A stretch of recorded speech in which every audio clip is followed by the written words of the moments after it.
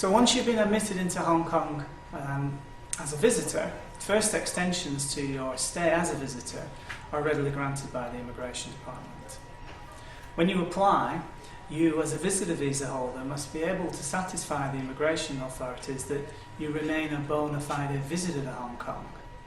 Particularly, the examining officer is looking to ensure that you will not be breaching conditions of stay if they allow you to remain in Hong Kong as a visitor for a further period of time. So if you seek to extend your visitor visa, there are really sort of three things that we need to discuss. The first is the first extension.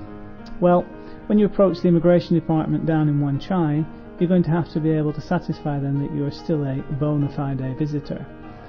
This will effectively mean that they're going to do a little bit of analysis as to why you've been in Hong Kong for as long as you have, what have you been doing, and what are your intentions if they're able to grant you an extension.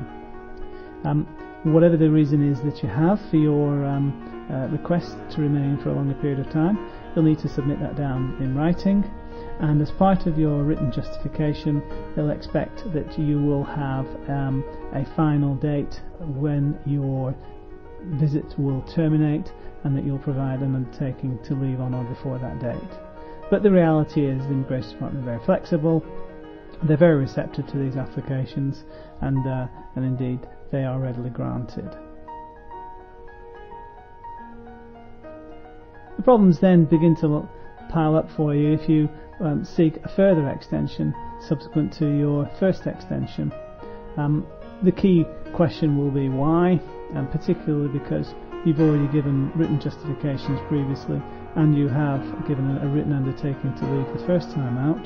So whilst it's not impossible, certainly the Immigration Department will be looking very carefully at your rationale for a further extension in those circumstances.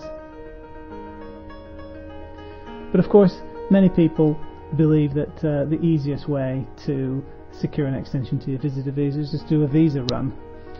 Go off to Shenzhen, off to Macau, perhaps spend a little money, go up to Taipei or down to Bangkok, and then come back pretty quickly and get an extension to your visitor visa in those circumstances.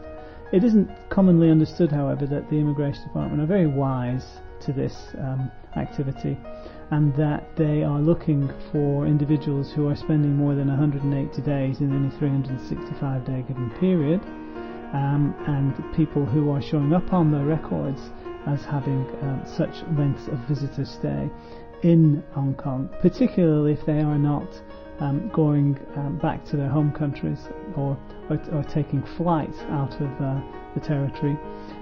They will look carefully at the motivations for such visitors and the possibility of them breaching their conditions of stay. This approach to extending your visitor visa is fraught with difficulty because over time it will catch up with you.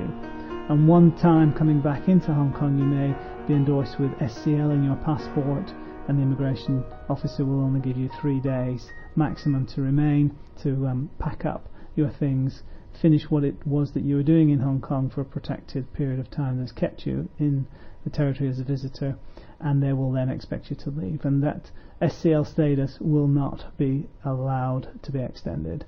And after you have exited Hong Kong, the risk of you being refused entry any time in the 6 months which follow the SCL experience is very manifest. So the whole Shenzhen shuttle scenario is fraught with difficulty, certainly not recommended, and could end up giving you a very nasty surprise. The next step is for you to review the visa information document. This details each of the essential elements of a successfully argued Hong Kong visa case and contains in-context links to all of the resources needed to prepare your application.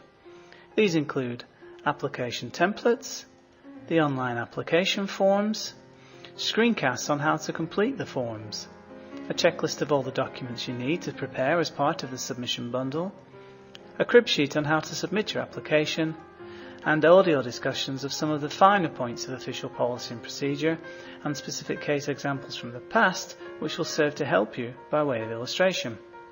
Let's go to the visa information document now.